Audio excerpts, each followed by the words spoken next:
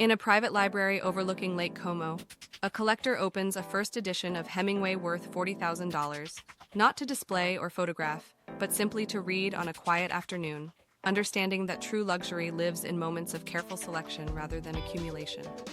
The art of curating a life transcends mere ownership, transforming existence into a gallery of deliberate choices where every object, experience, and relationship receives thoughtful consideration before earning permanent residence.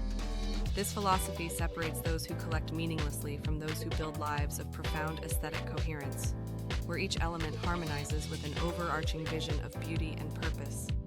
The Renaissance patrons understood this principle centuries ago.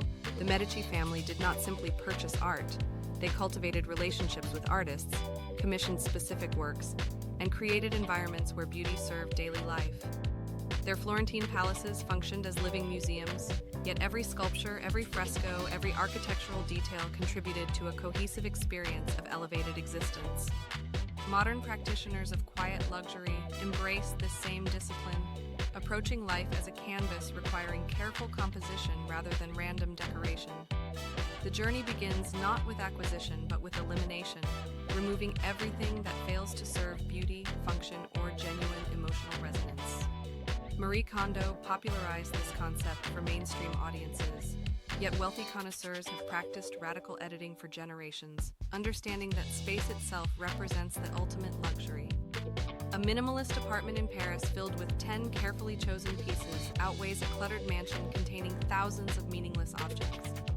If you value the depth and intention behind building a truly curated existence, consider subscribing and activating the notification bell to join our community, exploring the sophisticated art of living with purpose and refinement.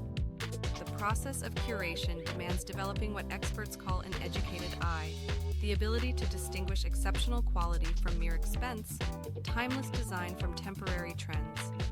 This skill requires years of study, countless museum visits, conversations with artisans, and willingness to make mistakes while learning.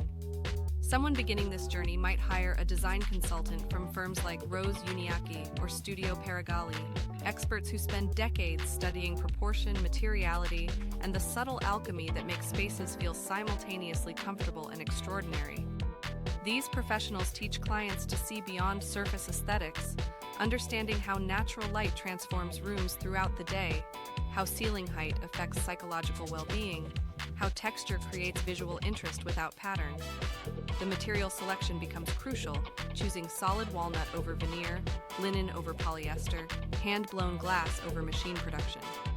Each decision reflects values prioritizing longevity and craftsmanship, building environments that improve with age rather than deteriorate. A limestone floor from a French quarry costs 10 times more than porcelain tile, yet will last 3 centuries and develop character impossible to replicate artificially. The patina that develops on bronze hardware over decades cannot be rushed, representing the passage of time made visible and beautiful. Furniture curation requires particular discipline, resisting the temptation to fill every corner, allowing pieces room to breathe and be appreciated individually. A single Hans Wegner chair becomes a focal point when given proper space, its elegant lines and expert joinery receiving the attention they deserve. Mixing periods and styles demonstrates confidence and knowledge, pairing a 17th century Italian commode with contemporary art, creating dialogue between eras rather than attempting period accuracy. The truly curated home includes pieces inherited, collected during travels, commissioned from living artists, and purchased from dealers specializing in rare antiques. Each item carries a story, a memory, a connection to specific moments or people, transforming the collection into autobiography told through objects. Art collection represents perhaps the most refined expression of curatorial skill, requiring not just financial resources, but genuine passion and extensive education. Successful collectors often focus narrowly, perhaps specializing in post-war abstract expressionism or 19th century Japanese prints, developing deep expertise rather than superficial breadth. They cultivate relationships with galleries, attend art fairs internationally, visit artist studios, and maintain connections with museum curators who share knowledge and insights. The acquisition process unfolds slowly, living with works on approval before committing, ensuring pieces resonate emotionally and aesthetically over extended time. Many collectors purchase works by emerging artists, supporting creativity while building collections that may appreciate significantly as artists gain recognition. The Basel Art Fair and Frieze attract serious collectors annually, yet the most important acquisitions often happen through quiet gallery visits and studio relationships rather than public spectacle. Book collecting offers another avenue for building curated depth, moving beyond decorative shelf filling toward focused libraries reflecting genuine intellectual interests. First editions of significant literary works gain value over time while providing actual reading pleasure, combining investment with daily utility. A collection focused on modernist poetry, bound in original cloth, arranged chronologically, tells stories about literary evolution and personal passion. The binding quality matters enormously. Leather-bound volumes require regular maintenance but can last centuries, while paperbacks deteriorate within decades. Some collectors commission custom bindings from artisans who practice traditional techniques, creating unique objects that honor the text through exceptional presentation.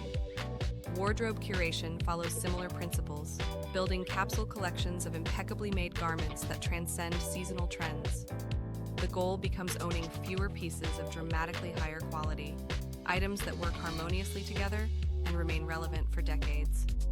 A Loro Piana cashmere coat costs $5,000, yet will be worn hundreds of times over 20 years, averaging just dollars per wear. The same amount spent on trendy fast fashion yields clothing worn once or twice before becoming unwearable or unfashionable. Tailoring transforms off-the-rack garments into custom pieces. Investing in alterations ensures perfect fit and extended lifespan. The curated wardrobe contains perhaps 30 to 50 pieces total, each earning its place through versatility, quality, and alignment with personal aesthetic. Colors harmonize intentionally, typically built around neutral foundations with careful accent colors, allowing infinite combinations from limited pieces. Shoe collection deserves particular attention. Quality footwear from makers like John Lobb or Berluti improves with wear when properly maintained. These shoes cost over $1,000 per pair, yet can be resold indefinitely, lasting decades while developing character impossible to achieve with cheaper alternatives. The investment in shoe trees and regular polishing extends lifespan dramatically, treating leather as the living material it remains. Watch collecting exemplifies curated restraint, resisting the temptation to own dozens of timepieces in favor of 3 to 5 exceptional examples.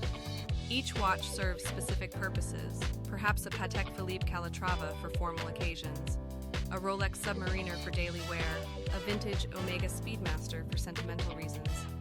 The collection tells a story about values and aesthetics, prioritizing mechanical excellence and design purity over complications and flash. Serious collectors often wait years for specific references, understanding that patience yields better results than impulsive acquisition. The maintenance costs for mechanical watches require consideration. Service every 5 years at authorized centers ensures longevity, but adds thousands to lifetime ownership. Experience curation matters as much as physical possessions, carefully selecting how time gets spent and with whom. The curated life includes annual rituals, perhaps 2 weeks at the same Tuscan villa, building relationships with locals and deepening connection to place. Travel focuses on depth over breadth, returning to beloved destinations rather than constantly seeking novelty, allowing familiarity to reveal layers invisible to first-time visitors. Some maintain relationships with specific hotels for decades, watching staff members grow and being treated like returning family rather than transient guests. The dining experiences receive similar curation, identifying exceptional restaurants and supporting them regularly, becoming known to chefs and developing personalized service. This approach values quality of experience over quantity, preferring 12 extraordinary meals annually over 50 mediocre ones. Relationship curation sounds calculating, but actually represents deep respect for time as the ultimate finite resource.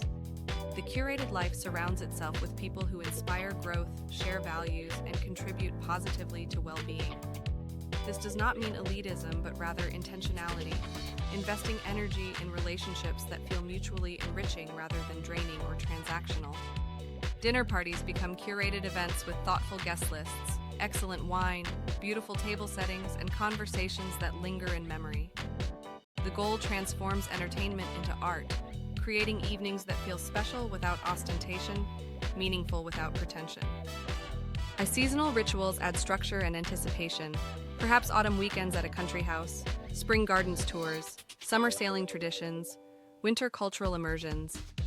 These repeated experiences become touchstones, marking time's passage and creating continuity across years. The photography of curated life avoids social media performance, instead documenting genuinely for personal archives and future reminiscence.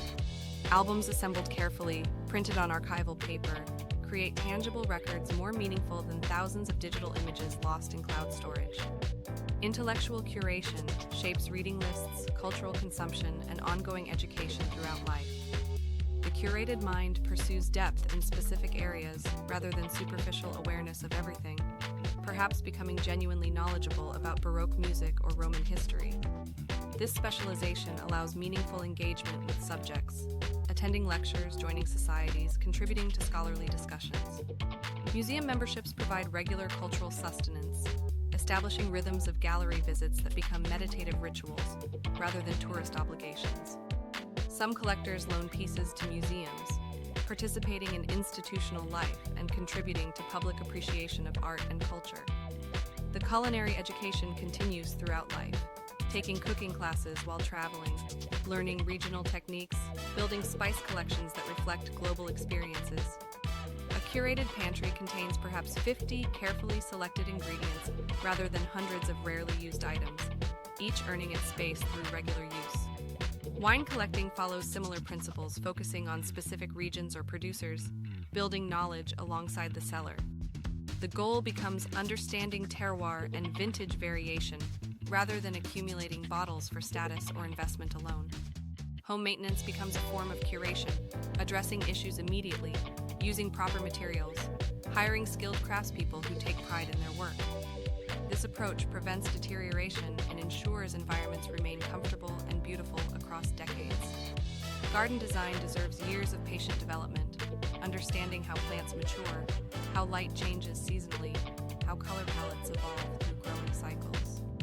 The curated garden includes structure through boxwood hedges or stone walls, ephemeral beauty through seasonal plantings, and spaces designed for specific activities. Technology integration requires careful consideration, avoiding gadgets that add complexity without genuine utility. The curated life embraces technology serving human needs while rejecting devices that fragment attention or diminish presence. Perhaps a quality audio system for enjoying music properly, rejecting smart home automation that complicates simple tasks. Financial curation means understanding that wealth serves curated living rather than representing the goal itself.